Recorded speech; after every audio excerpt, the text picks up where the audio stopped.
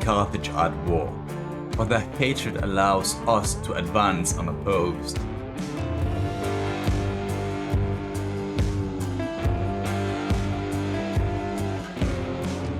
We shall use our large navy to claim the Mediterranean. It is time for Massalia to rise.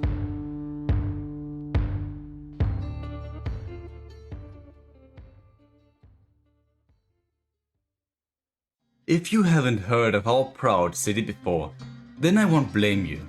Centuries ago, Ionian settlers landed at our humble shores. Over time we have now grown into an independent state of our own, yet the power we possess is diminished by our alliance with Rome, forged by our ancestors. But the foolish Romans have begun spilling blood with Carthaginian sea dogs. This is the perfect opportunity for Massalia to surpass the two superpowers of the known world. While they focus their forces on one another, we need to expand our sphere of influence. The small Gallic settlements to the west should suffice.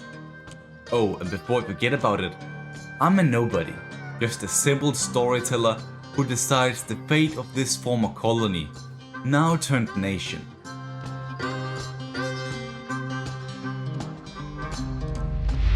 Even though the rulers of Massalia began investing in everything, housing, wharves, barracks and soldiers, the population was limited. One of the many disadvantages of being a former colony. Sellswords were needed, that and locals. Their thirst for war is apparently enough for them to turn on their own people. I mean, I can't blame them. Their tribes are a disgrace, especially the Allobrogis to the north. It was a long march up there, but once we did, our infantry could just deal with them easily.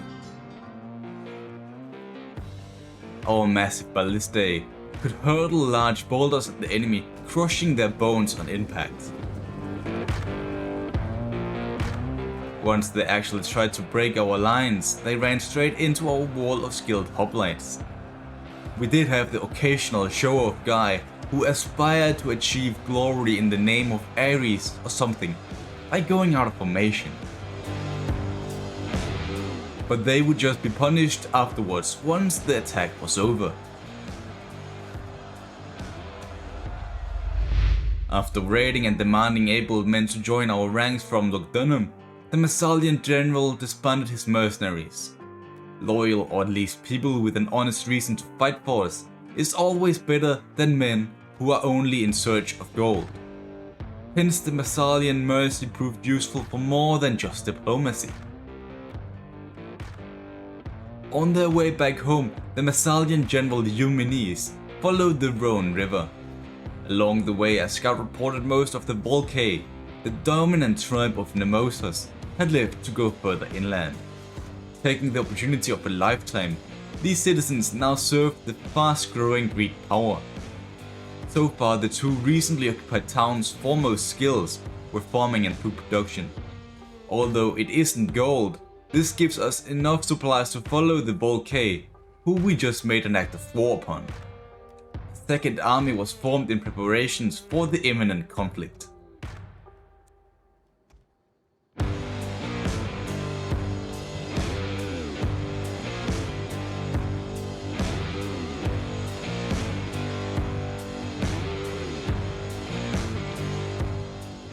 After a short winter, the Massalian forces could finally advance.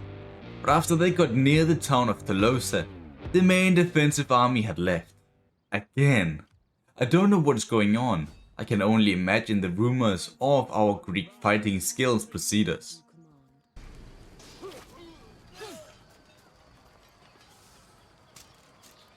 With that, we were now the only rulers of Transalpine Gaul.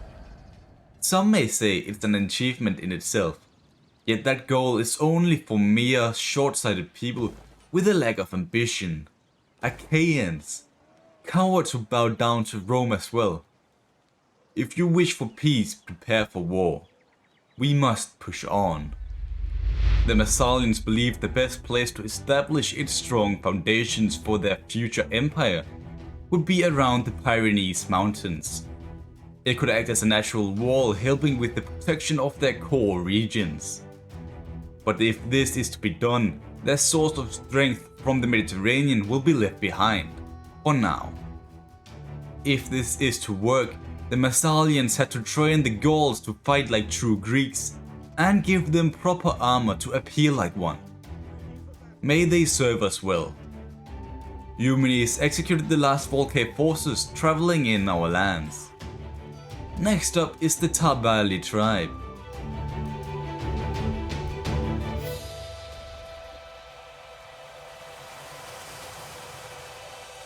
The first of their forces to fall was a small battalion caught outside of the town. It might have been a training camp or hunting party, I don't know. And it doesn't matter, as our forces massacred the town. It gave us a lot of food and gold to pay for even more men. But now the Vascones, an ally of the tribe we just occupied, started raiding our newly conquered lands. I don't get why though. These lands they are raiding are locals of their former ally. They weren't hurting us, but their former friends. Pathetic. They even had a decent fighting force of over 10,000 men compared to our just 6,000. But as they were kept separate, we could just win on the field, with both superior fighters and outnumbering them. As soon as the snow started to fall, we rushed to the Irona fortress, a perfect place to launch an invasion into Hispania Cyteria and complete the foundations we so greatly desire. By the same time, the Massalian fleet embarked as well. If they could create enough havoc at the port of Cyzes, taking over Salduba and Ilerda further inland would be easy. Ambassadors of the Cantabria and Arrevaci showed up as well. They claimed to be the strongest and most dominant tribes of Iberia. Eumenes, the general in charge of the interactions, saw no reason to doubt their words. Trade agreements were made, forming an unofficial alliance, for now, as long as they have proven useful to Massalia. The Cantabria did march a large army over to the river, marking the border of our territory. But after Eumenes placed his own on the opposite side, in a show of strength, the Iberians withdrew. It was quite a gamble. The Massalians' forces were halved due to the recent fighting. Thanks Zeus for the intimidating reputation of the Greek soldiers. With the western border secure for now, our expansion could continue. But the war actually began at sea, while the Massalian navy caught an Iberian transport outside of their town. The galleys sailed as fast as nature allowed them to. If the enemy returned to land, it could make our situation much worse. Thankfully, the Iberian ships weren't built for combat, allowing our rams to crush their ships. Hit a galley once, then move on. Easy as that. Some of them even tried to jump onto one of our ships, but failed miserably.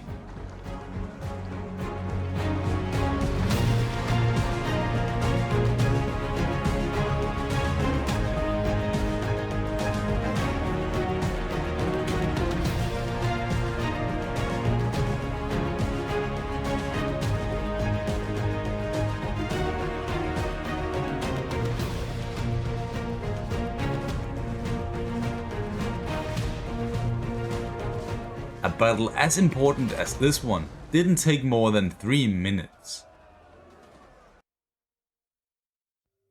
The Greeks in Athens called this a heroic victory, but every citizen of Massalia knew the power and sovereignty they possessed at sea.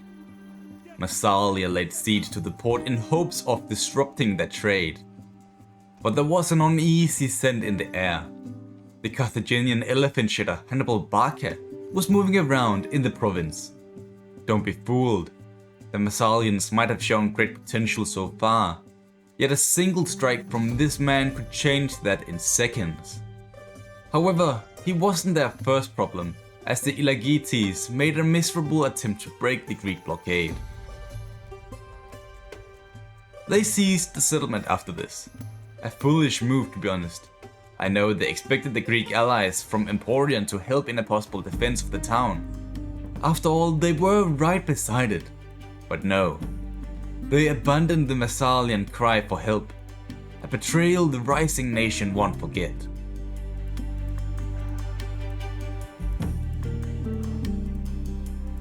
Further inland, one of the armies had returned to Tolosa to improve their infantry. Celto-Hellenic infantry, a mix of the Celtic fighting style and Greek armor to protect them.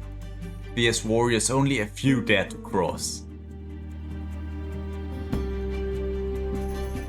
The Second Army, on the other hand, attacked Salduba, a move that gained the interest of the Carthaginian fishers.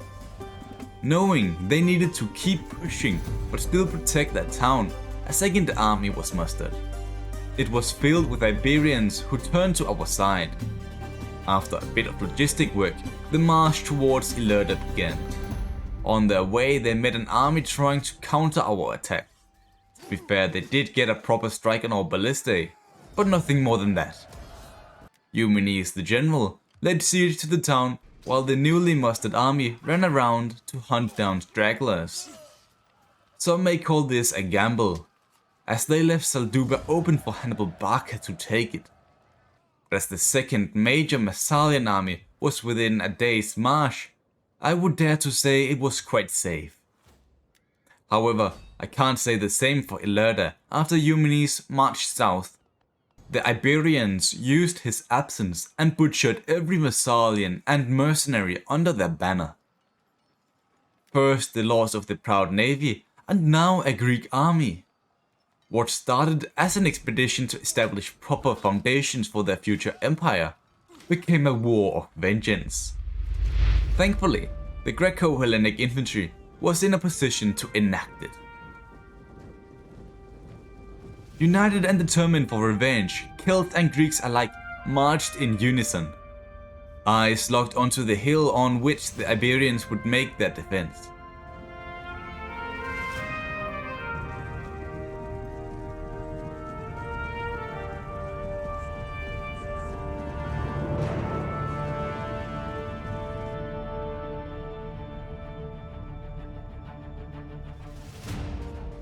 They used slings to slow us down, which worked for a short time. But as the Massalians realized the enemy could keep going indefinitely, they charged up the hill. May Ares be on our side.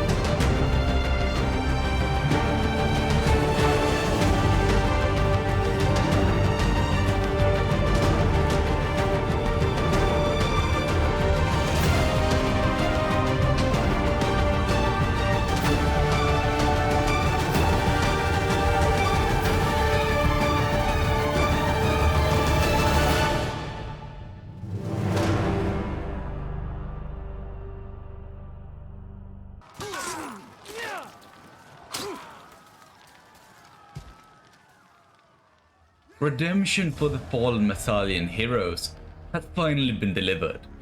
The Elagites were no more. Hannibal Barca, the Carthaginian commander, had disappeared as well. Hispania Cytherea finally served the Greek colonies as Zeus intended. However, the treacherous Emporians still possessed some of the land, yet nothing could be done. They are allied with the Romans just like Massalia, for now. Once the lions of Transalpine Gaul could equal the power of the Italian eagle, they shall crumble into dust and bones. We will find a way. As the desired foundations for the future empire finally was under Massalian control, Senator Cato urged for a year of peace. Keep the armies within our own humble borders, let them regain their strength and allow us to build a new fleet. One much stronger than the last one. There was just this one problem. Carthage had a massive armada sailing around the sea, waiting for a vulnerable target, like a mustering fleet.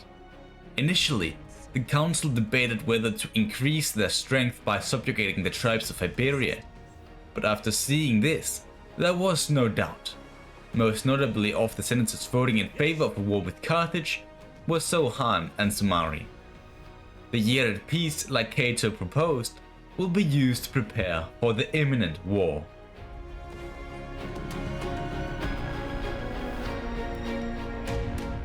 The new fleet was literally built for naval warfare.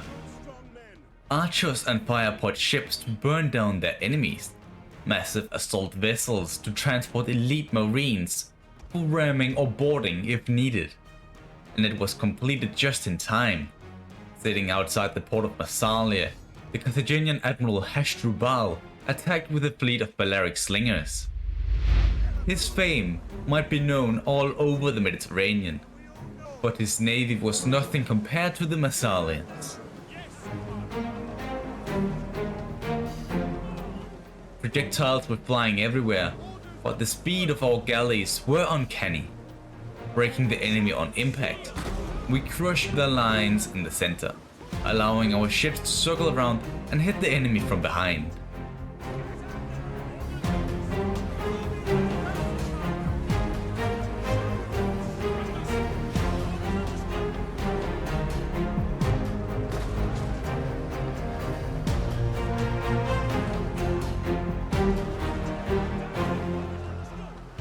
We fought united, whereas they did not. Their flaming ships never stood a chance. With one half of the armada ruined, without taking basically any casualties, it was time to finish the job. Using the fog blessed by the gods to cloud our approach, the Carthaginians never saw us coming. Now we dominate the sea, for real this time. Carthaginians were immersed into the water, which they were drawn to like alcoholics.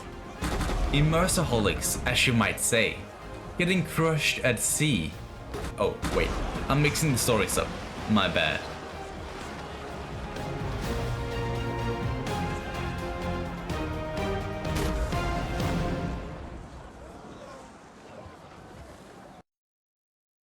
With sovereignty over the seas, they needed to make sure it stayed like that. Seize their ports, use them for our own, and prepare for the inevitable conflict with Rome. Eumenes marched south towards enemy territory alongside a newly mustered army from Transalpine, filled with Gauls and levies. Not much, but as they showed at the Battle of Saguntum, they could get the job done. Although I doubt they valued the lives of the soldiers more than a victory. Oh well, that is why the Massalians brought those barbarians this far south. Now the main problem was to figure out a way to capture the walled settlement of Carthago. In the past it wouldn't have been a problem with the ballistae from Massalia, but as they got destroyed by the vicious Iberians, we needed to find another way. A new fleet specialized in town assaults began its construction. With the ballistae on our ships, they should be safe to fire at will.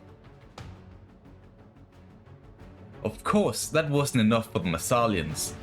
Ilici, a settlement just north of Carthago, possessed a first-class workshop for siege equipment.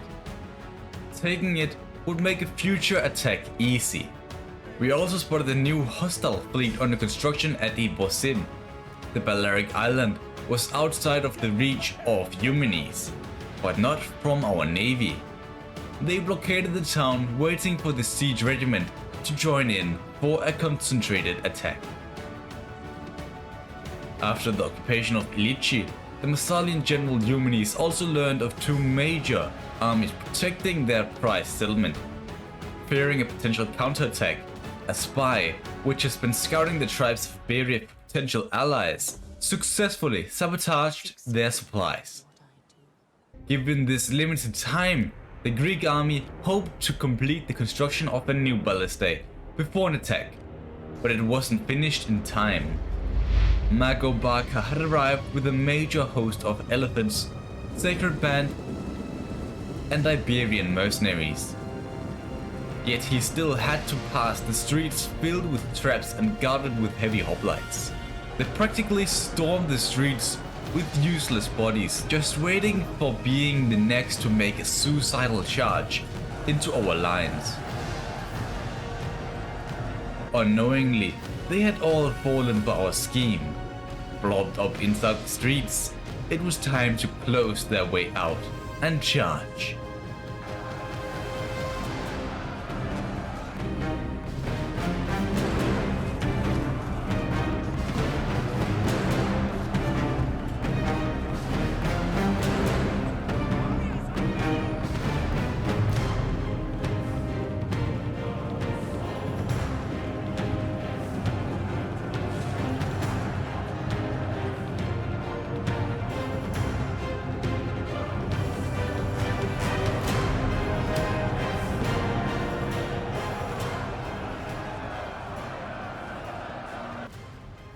The decisive defense gave the Massalians all the time in the world to prepare for an attack.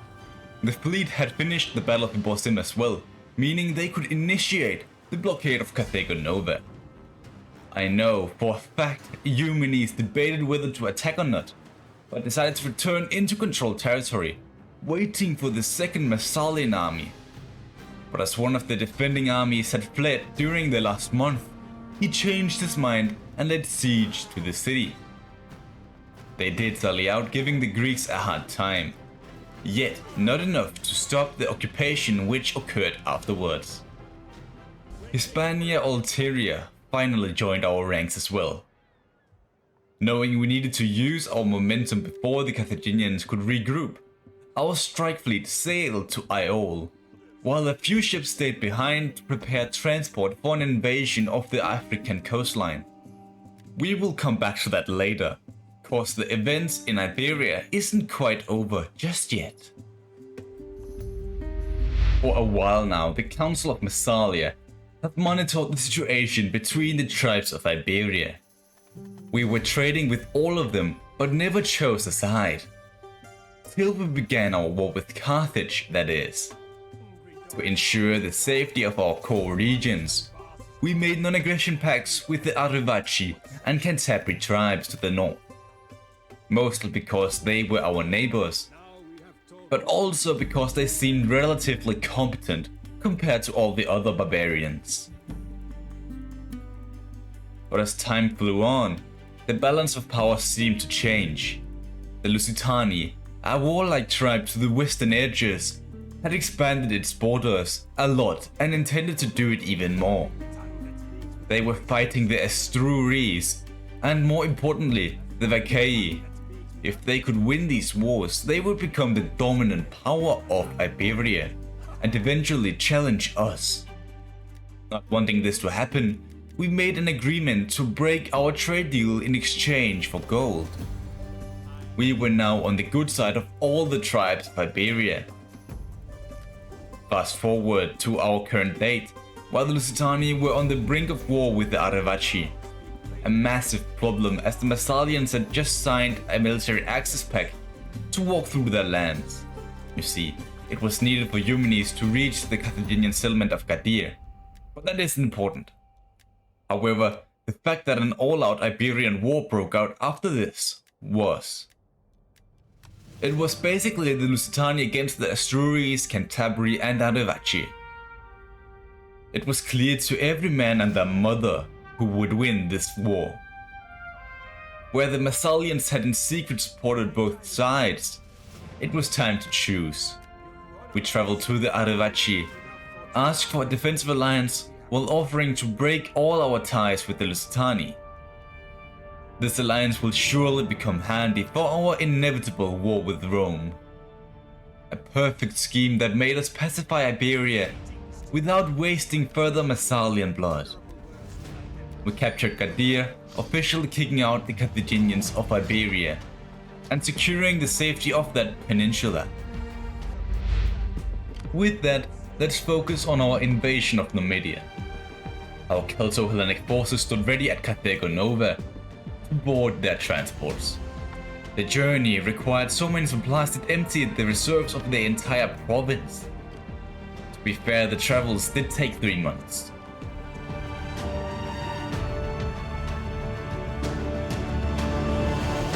As the army arrived, the town was basically empty. They had spent all their forces on trying to break our blockade without success. But as the Greek army set foot on solid soil again, they were instantly fighting the harsh summer climate unusual to Massalians from Transalpine Gaul. They returned to their ships seeking refuge there.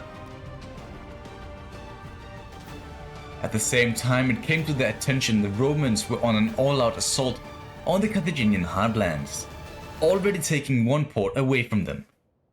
Knowing we had to be swift before the big-headed Romans gobbled up all of the lands for themselves, we decided to sail along the coast. This way, we wouldn't disturb the skilled Numidian horsemen. They are terrifyingly dangerous.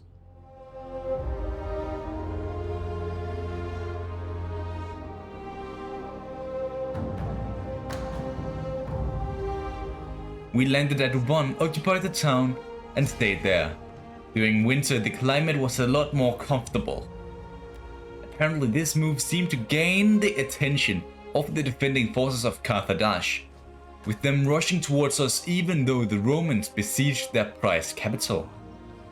Massalia, the military ally, also declared war on Massalia, meaning we could potentially face an attack from 2 ways. But as Carthage fell the following month along with Gadir, as I've mentioned, the only settlement remaining now was Tingis. Understanding their circumstances, I offered a peace treaty, which they rightfully accepted. I am in truth uneasy, but the good of my people requires me to put aside such feelings. Now, we could give all of our attention to the split Numidian faction. We laid siege to Shitsa for them to sally out and get defeated. We could now peacefully occupy the city without any major difficulties. Their last settlement, called Kasper, was a long march away, but nothing that would discourage us from going down there to take it. After this final victory, the council approved a request to field more armies and agents. At the perfect time as well. With the Great Republic spread out along several kilometers of coastline, it now had the strength to dominate the Mediterranean. Going toe-to-toe with Rome is dangerous. Their endless number of allies and client states discourage any form of aggression. We only had the Arevaci on our side, but as their main task is to delay the Lusitani, we can't rely on their support.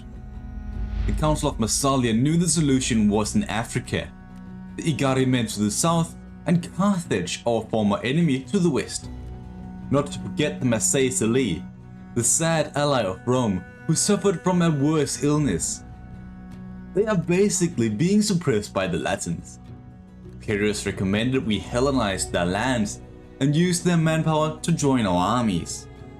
However, the majority wanted us to ally with these tribes, let them help us in a war against the Romans and score a great victory. It was time to make our play. We traveled to the Carthaginians, who still were furious with our past actions. Understandable, to be honest. Yet we still received gold for abandoning our alliance with Rome. They weren't fully convinced by these actions. Let's just hope it changes with time. Till then, it was time to prepare. We went into a massive recruitment rally, made sure our fleets were ready to hold any Roman transports coming our way, while our armies marched north to deal with the traitor. All the gods knew the Emporians had to die. They left good Massalian men to suffer and get butchered like animals at sightsees. Years later, the Massalians had allied with 2 more Iberian tribes, while the relations with the African nations continued to improve. They even traded with the Igari men. Their armies will be key to secure the African mainland. Sadly, the time to prepare for this imminent war had come to an end. The Roman fleet sailed at sea to fortify their holdings in Africa. Massalia had to disintegrate Emporians first before focusing on the Romans.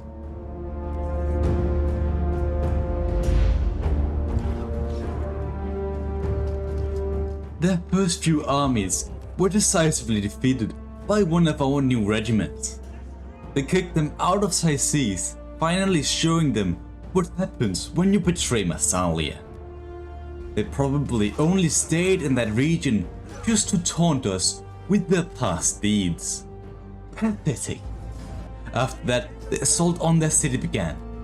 To our surprise, this was also where the real war started. Rome decided to help their ally and declared war on us, though the Massalia refused to join the war. The first sign of the relations among our enemies wasn't as positive as initially expected. Due to the presence of a Roman legion near Emporion, the siege dragged out for quite a while. However, that doesn't mean nothing happened. A Roman transport was spotted traveling back to Sardinia, a destination they would never reach. Their ships got destroyed in seconds with our navy crushing them on sight.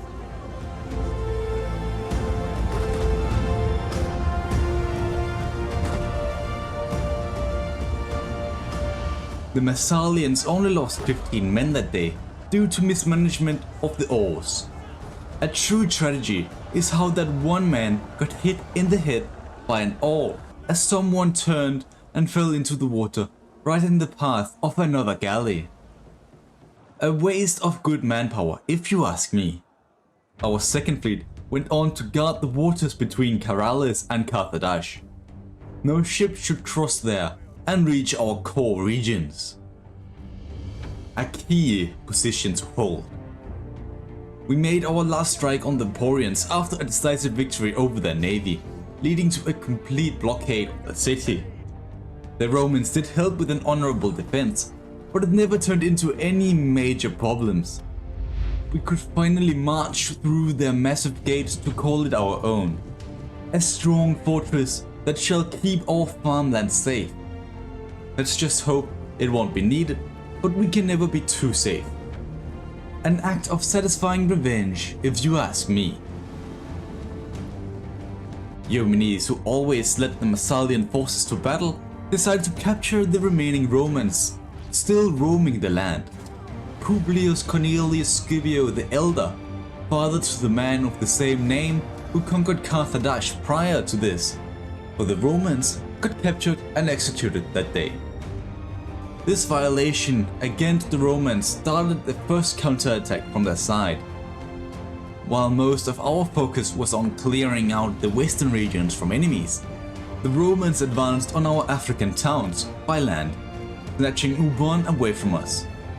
Their reinforcements were less than 2 months away, meaning the only army we had available to guard our settlements needed to be both swift and effective for us to keep our position.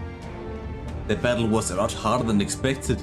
To be honest, our expectations were extremely low, so it wasn't that hard to do. It was here the true shift in power took place, however. The Numidians had officially broken off from Rome. Syracuse, one of their closest allies, began making diplomatic progress with us. They probably tried to play both sides just like Massalia did with the Iberians and see how that turned out. A massive advantage for Massalia that the Syracusans now want to reenact. The council kept a close eye on them from then on out. The Igari men officially allied with us as well, making us into a coalition to fight the Romans. But the best of all was the fact that the Sarmatians in southern Italy declared their independence from Rome and forced an internal war inside their own territory. It was clear this required so much attention from the Latins, as the pressure on our African holdings eased up a lot after this. We couldn't have asked for a better opportunity to make our next move, an invasion of Corsica and Sardinia.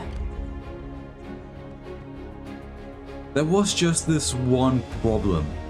The journey would take almost half a year to complete, even more to prepare for it. Nevertheless, Eumenes embarked onto the Massalian siege fleet. He didn't care about the consequences. The Massalians had a great belief in Poseidon being vastly superior to the Roman Neptune, and thus keep the fleet safe. But as we didn't have enough ships to bring all our armies over at once, the others moved home to Massalia, the beating heart of our fast-growing kingdom and soon-to-be empire. There, they would muster a new fleet purely for army transportation. Once the fleet reached the deeper waters of the Mediterranean, the waves grew bigger, more dangerous, and continuously threatened to drag it into the bottom of the sea. We mere mortals can only imagine the war between the gods taking place right now. Poseidon must have won this time, as our men reached Sardinia unscathed. And they didn't waste any time bringing their valuables off of the ships to build a camp, but instead had the ambition to make the entire island the greatest platform from which they would launch an invasion onto Italy. The port of Olbia happened to be the first Eumenes came across. It was in this battle the Massalians truly realized how much smarter they actually were compared to the Romans. Their ballistae would fire relentless volleys at the main path leading outside of the town to slow down the enemy. That gave enough time for the hoplites to form a ring around the same spot to keep the Balearic slingers, recruited from our war with Carthage, safe to fire as well. That single street became a valley of death. It became even worse for the Romans, as in their panic, they grouped up into a massive blob, thus being even easier to hit.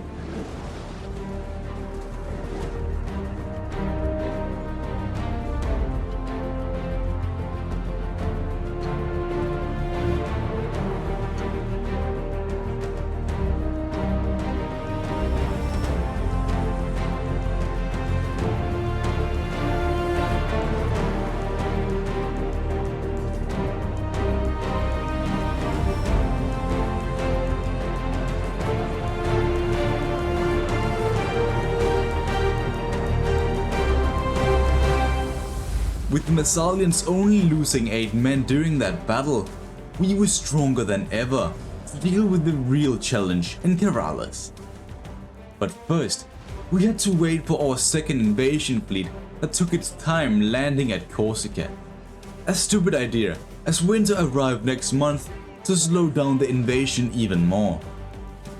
As impatient as ever, Eumenes decided to begin harassing Caralis while waiting for them, hoping to get a reaction out of the Romans. But it never became more than just a few fake sally outs and a quick retreat back into the town, meaning the second army to the north could conquer Alalia. The rest of the winter they would spend hunting down rebel cells. And while all this happened, something very interesting took place in Africa. We continuously sent gifts to the Carthaginians in an attempt to make up for our past deeds. Well, we didn't actually regret what we did. After all, if not for that war, we wouldn't have been as strong and powerful as we are now. However, their service will be superbly useful to us. Our 2 fleets linked up to discourage the larger Roman fleet from attacking either of us. The relations between these 2 nations grew so strong during this period of time that they began trading and even made pacts to not fight one another. But after some time, when both had returned home seeking supplies, the Massalians spotted a Roman navy trying to sneak through the formerly contested waters. This couldn't be allowed, so the Greek fleet sailed out, crushed their ships, to then sail towards Carthage in a counterattack. Publius Cornelius Scipio the Younger, sought revenge for the execution of his father and therefore threatened with an attack on Ubon. Though this never actually happened, the Hellenic forces just moved past the fat dobbers to go for the former Carthaginian capital. Our combined army and fleet wanted to reach the town before the Igarimen, who recently captured Heteromentum. But it just left the Massalians in a vulnerable spot as the fleet got attacked by a major Roman force. It didn't put up a challenge, yet it was still enough to delay the ships from being able to support the army for the attack made by Scipio. The Roman war machine finally got a battle in their favor, yet they need to listen more to Athena, or Minerva as they call her, cause what the Massalians had planned for them was extremely clever. Their main Hellenic force were positioned on top of a hill, but in a forest further down, a contingent of 3 sword units waited for the Romans to engage so they could outflank the enemy. As they got closer to our lines, we sprung our trap. The elephants, which the Carthaginians have given to us, moved out on the sides as well to prepare for a devastating charge.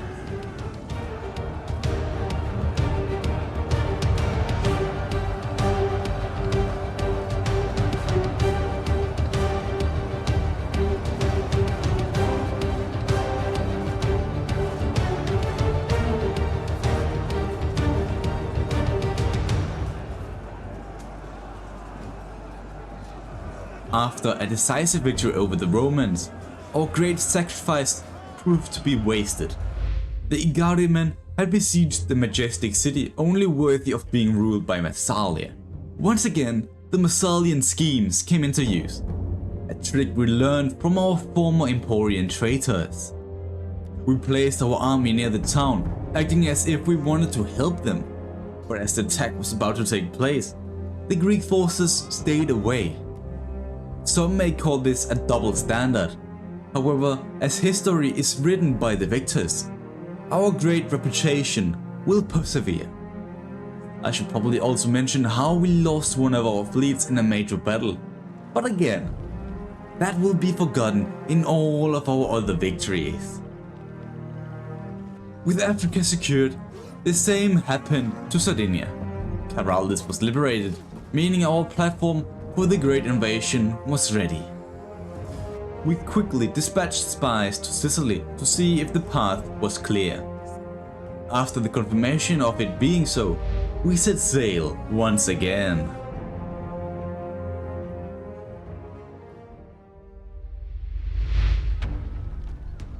The Libeum has fallen.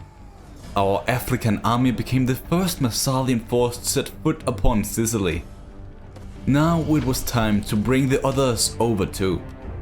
Eumenes will single-handedly take on the Etruscans to the north. We wish him luck, but I've been told as a simple storyteller to focus on the invasion of Sicily first. Both armies were on their way towards Massalia, the town that started the feud between Rome and Carthage so long ago. It was time to pay our visit. Our ships that had transported our armies across the sea and caused havoc to our enemies finished their transporting tasks to finally raid the Italian coast. They crushed the last Roman fleet in the region and blockaded Terracina. Here they gained some major intel. The capital of Rome was heavily fortified, with another army at Capua and 2 more Etruscan battalions moving towards the Samnites. Realizing the painful situation our allies were in, we called for an urgent council meeting. There really was no doubt about the situation, and everyone pretty much agreed with the results. Yoshug demanded we march to the rescue of the Samnites. With agreement from Sumari and no objection, it was deemed so. Luckily, Massalia, the town we wanted to take, was in our way. It was captured after a rough fight. This heavily militarized town was rapidly demolished into rubble and dust. Scorched earth tactics, except we are doing it offensively. Speaking about tactics, The Romans tried to stop the operations by our navy. But to be honest, I've never seen someone get destroyed this decisively in a long time. They got rammed and shot to death, leaving over 6,000 bodies in the water. But as our supplies were low, we couldn't keep up the blockade. Instead, the ships sacked the town to return back to Olbia to refill their supplies. Now that I mention supplies, the invasion of the north didn't get off to a good start. Just 1 month after setting sail, they had run out of supplies. A major blunder by the admiral. No one actually knows what happened to the man in charge of the logistics, not even me. However, rumors say he suffered a death worse than the Emporian traitors. To make it even worse, the place Eumenes landed was so densely filled with snow, he had to return to his small transports to land further down the coast. But by doing this, we trespassed into the Etruscan territory, something they didn't appreciate. The following month, they declared war on us. Their greatest mistake.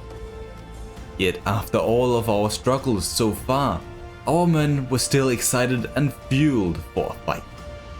At request, I didn't deny my veterans of this great war. We looted the settlement, signaling our arrival in these pesky lands. You can already smell the Aventine from here. We heard rumors about soldiers from Campania wanted to join our ranks. However, they never arrived. Probably captured, but nothing we can deal with now. We had to seek the assistance of some locals as a replacement. I know it isn't optimal, but it was all the Greeks had available at the moment. We would test their valor at the Battle of Arretium, which went well as expected. Finally, some luck for the Massalians. Or maybe that was said a bit too early, as a grand Etruscan army arrived to retake their former capital. Our main forces guarded the main street towards the town square, with our ballistae further back, near the residence. We even planned to outflank them, with our Iberian swordsmen hiding on top of a hill. However, only a tiny portion of the enemy forces attacked here. The rest decided to take a long way around.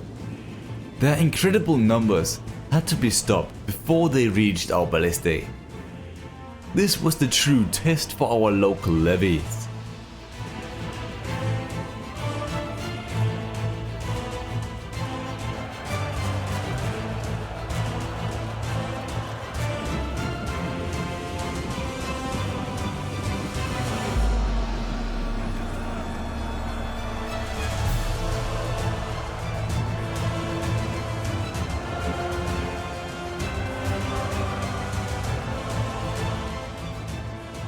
As the battle extended further into the night, Eumenes made a bold move.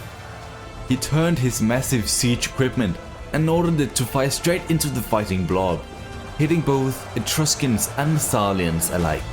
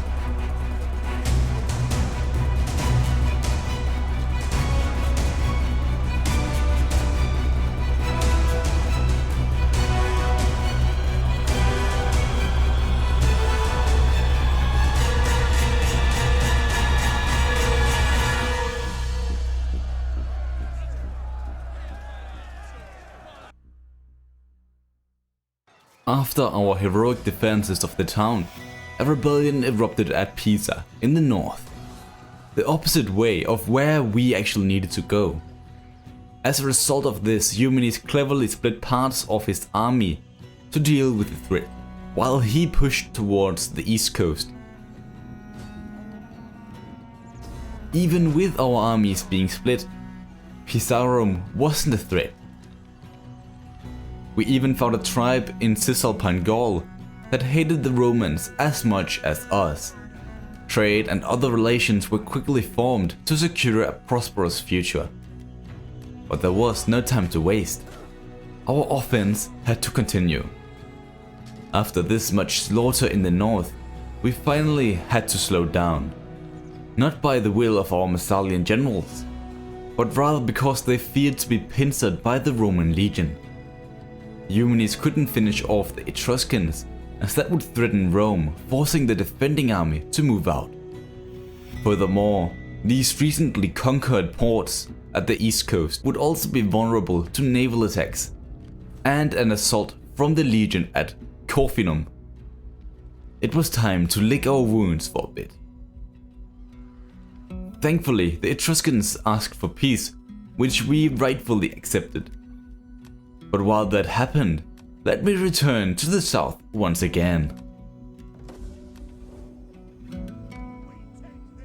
The winter wouldn't stop us from coming to the rescue of our allies in Italy. Croton was our next target along the coast in Magna Graecia. Archers all the way from Crete had even arrived to help in our war with Rome. They knew if we didn't deal with them now, Greece would fall. Our elephants from Africa trampled every single one of them, establishing a foothold at the tip of their lands. Finally bordering our allies, whose capital was under siege by the Etruscans. However, the fall of our Samnite allies was near. Syracuse, the Greek city-state in Sicily, had expanded into Samnite lands. I see they have finally chosen a side. Rosentum had already fallen with Turi soon to follow. Of course, this wasn't okay with Massalia. The Syracusans might be of Greek heritage, but their minds are clouded with Roman magic. We had to save them. An army started to raid the lands, while another moved to Syracuse. No loose ends here. Turi fell alongside Syracuse as a strike of redemption. Still, the Syracusan armies kept blocking our path ahead to save our allies, who were in desperate need of help. The Romans seemed to have intensified their attacks, with Beneventum recently sacked as well. For us to move forward, we needed to crush, and I really mean crush, an enemy army. If not, our rescue attempt wouldn't be possible.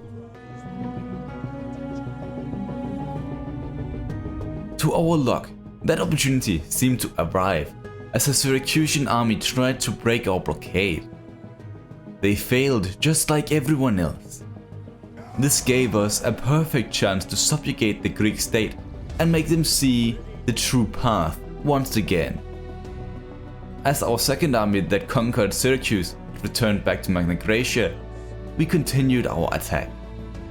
Tarentum was assaulted by both the land and sea, with us instantly pushing for Bartum. Here we found Publius Cornelius Scipio once again, ready to defend his homeland. Sadly for him, he was about to face the wrath of two Massalian armies. Our forces formed up in the standard line near the edge of the forest outside of the port settlement. But as we realized the town was getting reinforcements from the sea, we wanted to make their landing a lot tougher. Our cavalry will charge them as soon as their feet touch the sand.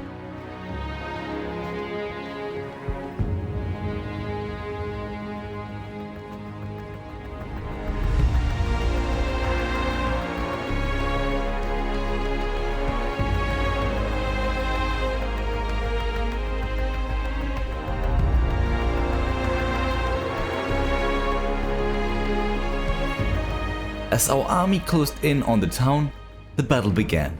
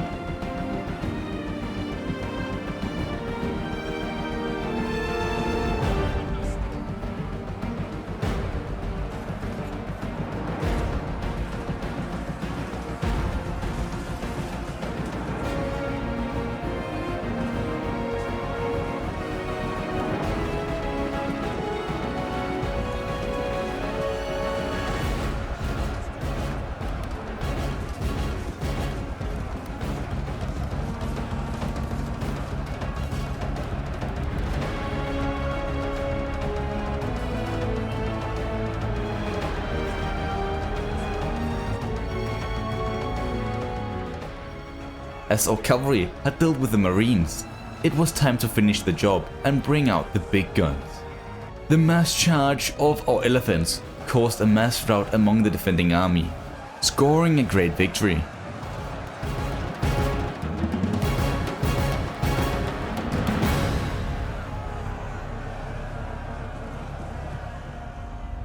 The Greeks had secured Magna Graecia, but failed in their original goal. The Etruscans had captured Beneventum, leaving the Samnites without a place to call their own, a shadow of their former selves. To make matters worse, the Romans completely abandoned the south after this. If we attacked 1 month earlier, it could have turned out differently. Sadly, that wasn't the case. We attacked the last town down there, preparing for our final assault on Rome. The army in the north had grown into 2 large ones. Together, all 4 armies will combine into one and pincer the Latins and finally become an empire. We have come a long way. The once tiny colony in southern Gaul has expanded far and wide. Honor and promises might not have been a weapon of the Greeks, but their clever schemes and cunning tactics were. With naval dominance, they crushed the Carthaginians in Africa, alongside an invasion from their core regions, captured a year ago. And now, it was time to smite down the bane of their existence, Rome, their former ally, whose last armies were no threat to us. They broke like everyone else, except for one last legion that holds out in their great capital. Eumenes, who recently has been bestowed the title of Romanos, stands before the grand army of Massalia. Taking a settlement of this size will be hard. Believing the Romans to be cowards, he expected them to hide behind their river and large walls. Hence the soldiers would split into 3 groups, 1 for each bridge, and the last to cross the shallow part of the river with 2 fortified siege towers. Ballistae from Iberia and Syracuse demolished their high walls, and after all that, let the Gauls sack Rome as they have done so many times before. Eager as ever to return home to his loving wife, the first volley was fired. However, the Romans all of a sudden made an unexpected move. Amid our barrages on their walls, several cohorts of Chiari, Principes and Hastati formed up onto the bridges. An unpredictable move like this almost caught the Massalians off guard. Most likely they made an attempt to ruin the siege towers in Ballistae. Yet hoplites and auxiliaries from Gaul stood ready to defend the siege equipment on our side of the river. Our men started to run across to gain as much ground as possible on the left.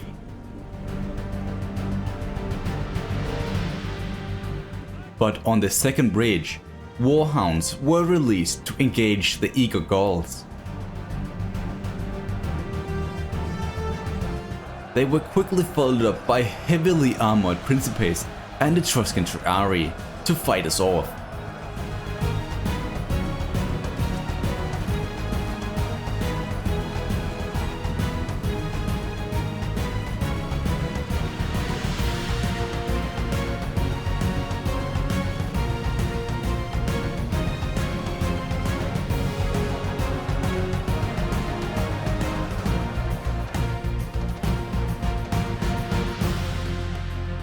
On top of their crippling walls, Cretan archers, the same band of mercenaries that helped us in the past, shot their arrows against the Massalians.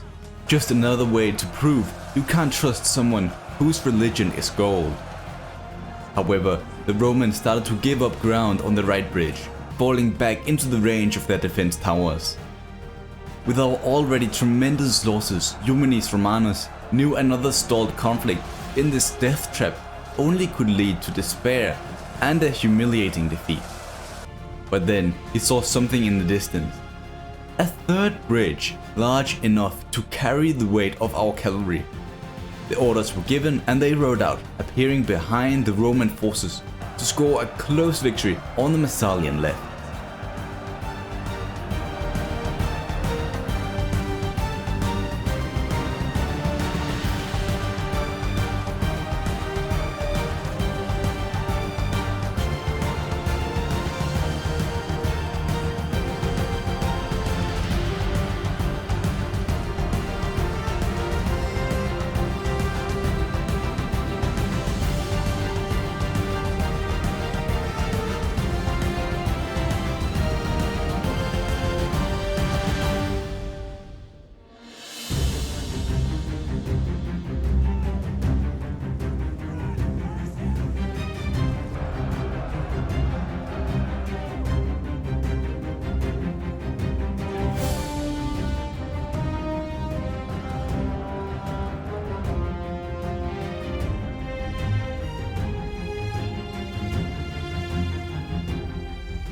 major gaps were already created in the walls from our initial barrages, allowing some of the units to start the confrontation inside the city.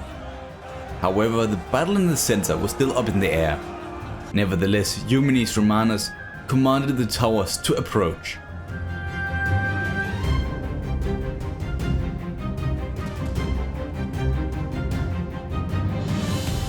Even all the way on the right flank, the men start to walk through the waist-high water. I can imagine it was a cold experience. Luckily for them, their jump over the walls was uncontested, unlike how it was at the main gate.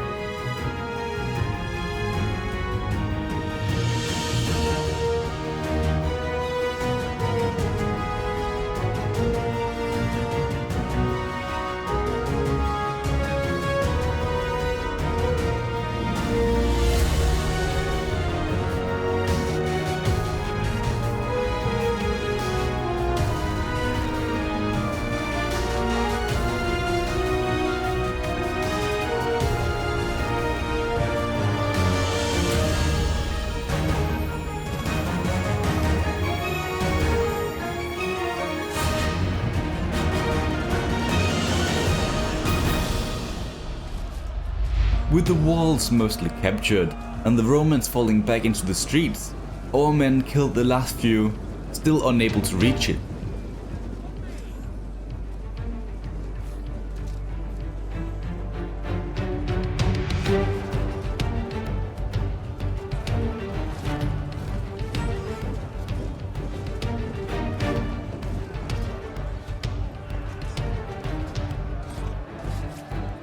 However, the next part was blocked by pikes, sharp stones and barricades. To get through this, the Massalians needed more men, but the majority of all the soldiers fighting at the bridges lay dead outside the gates. Whatever the Greeks had left, it wasn't enough. Partly it was due to some of the Gauls going into the villages outside the walls to do some questionable things. Still, to the far right side of the city, large portions of troops have managed to infiltrate Rome without taking any severe casualties. They wouldn't come to the rescue of the center on left, but clear a path for the town square. No, it was Eumenes Romanus who had to help his forces in their most dire need.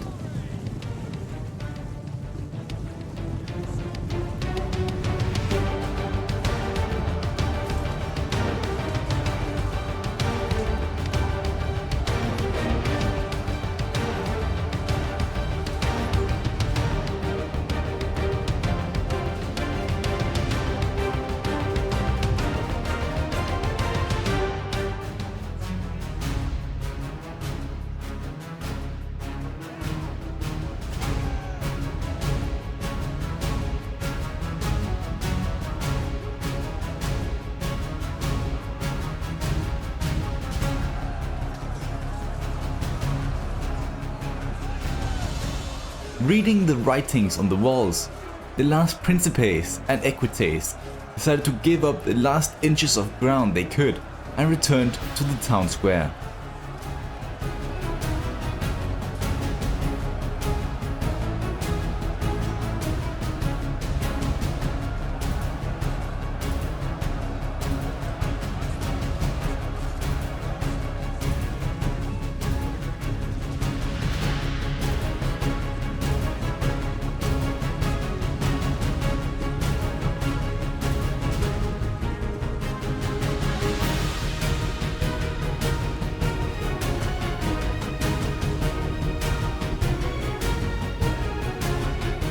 Small skirmishes broke out here and there.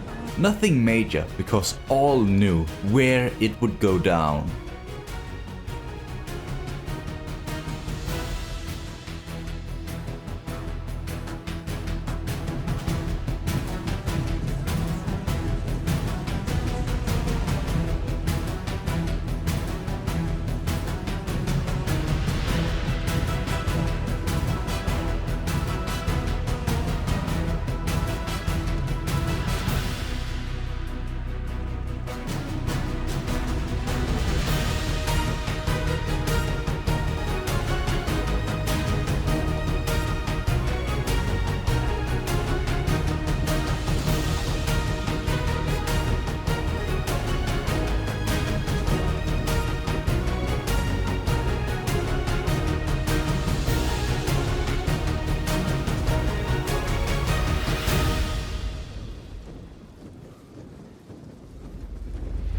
As the Massalians closed in on the town square, the last few units appeared, among one of them being their general.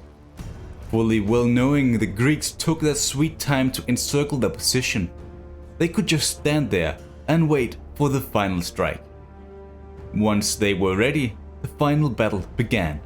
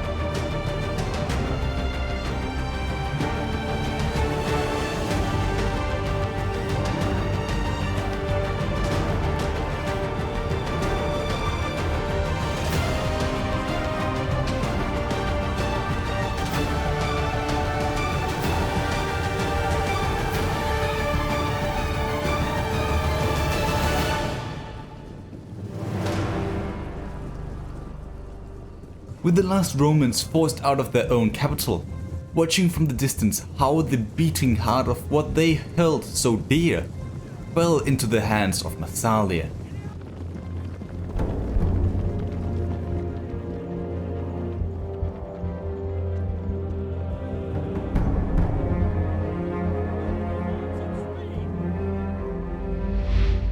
The story is over. Yet tales of Spartan nation in Greece and the gods of war has come to my attention. That might be worth a closer look. Wanna join?